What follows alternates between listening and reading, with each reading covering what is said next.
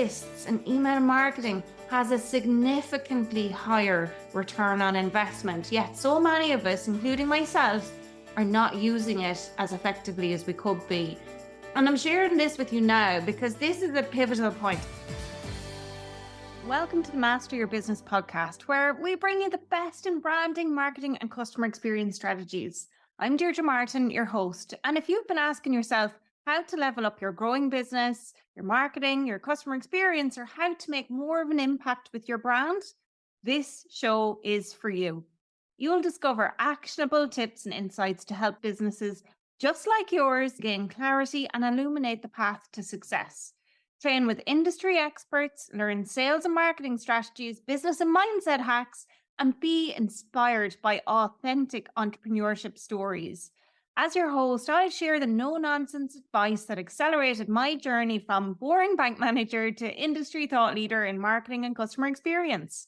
Learn how I made the leap into the world of six-figure success, digital courses, keynote speaking, and co-authoring a #1 bestseller in just 1 year.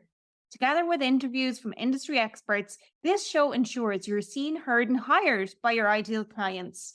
Join our growing community of subscribers and let the Master Your Business podcast empower you to tackle your most significant challenges on your path to business success. Don't miss out. It's your turn to learn from the best and master your dream business.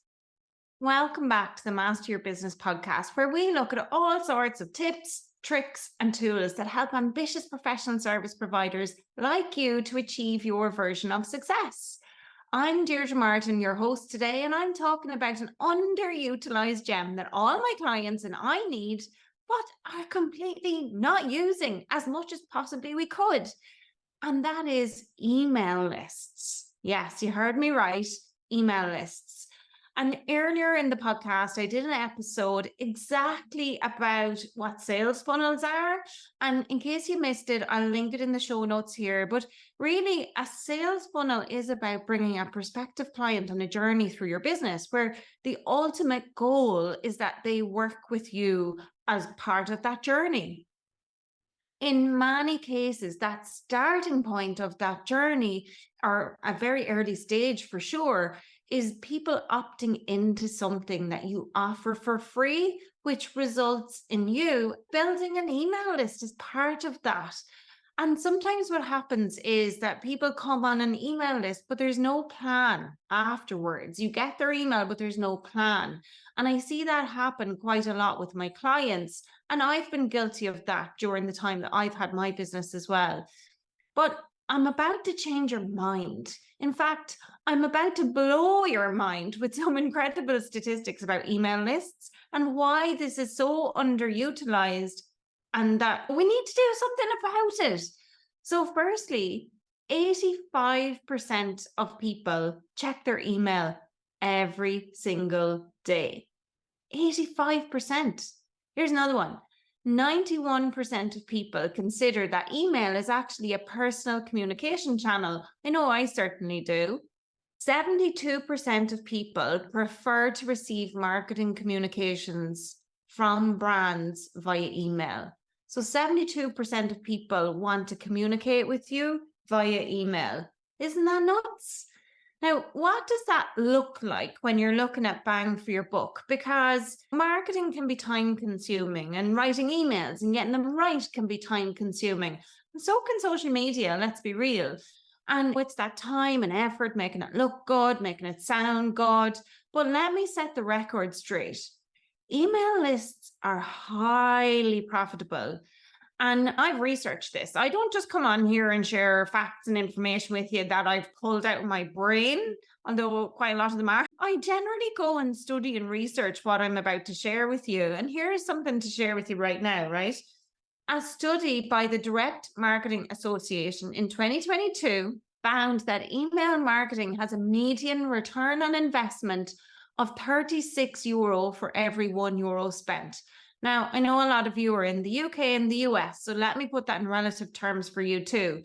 That's in the US about $38 return on investment for every $1 you spend.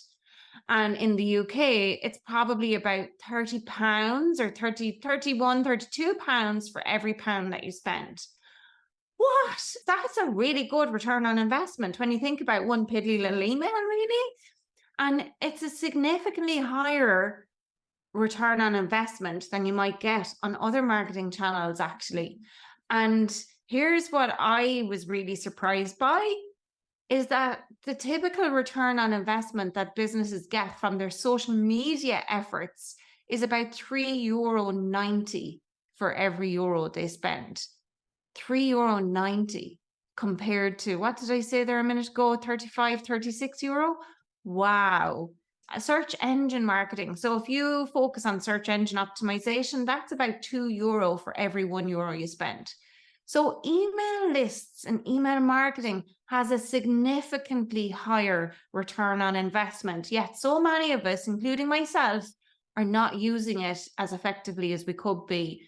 And I'm sharing this with you now because this is a pivotal point. I'm recording this. It's December 2023. This episode is not going to air for some time yet.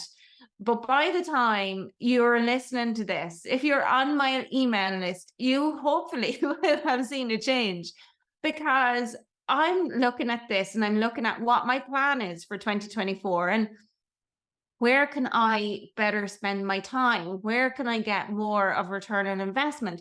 Where can I direct my clients to get more of a return on investment? How can I help them grow?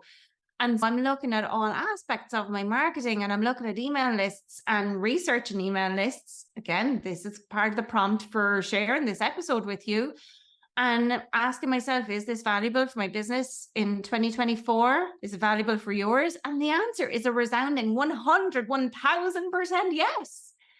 And email lists are growing, right? And again, I've done the research on this in 2022, because it's not the end of 2023 yet, so I don't have those figures.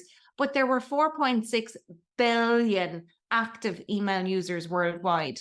And that number is expected to grow by over 5 billion by 2025. 5 billion people will be using email by 2025. That's only 13 months away. Wow. So building an email list is crucial for maintaining a really direct connection with your audience, even in the face, and I think especially in the face of ever-changing social media algorithms, where it's more and more difficult to get eyeballs on your content.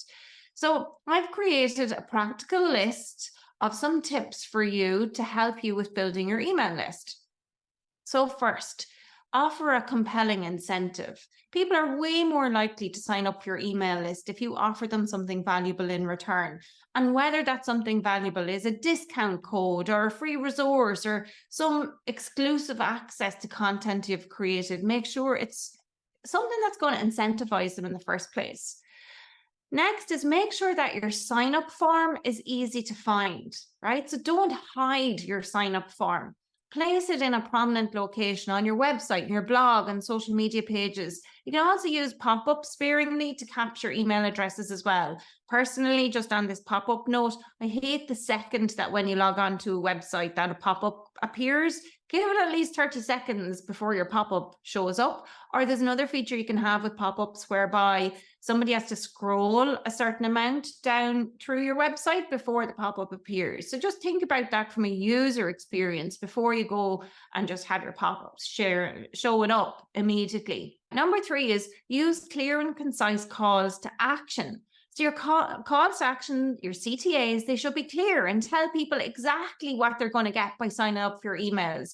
So use strong action verbs, or like an active action verbs, things that are like download, subscribe, or sign up. Really be direct, tell them what to do.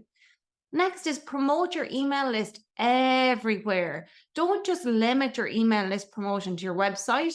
Include a call to action in your email signature, on your social media posts, and even in print materials that you have.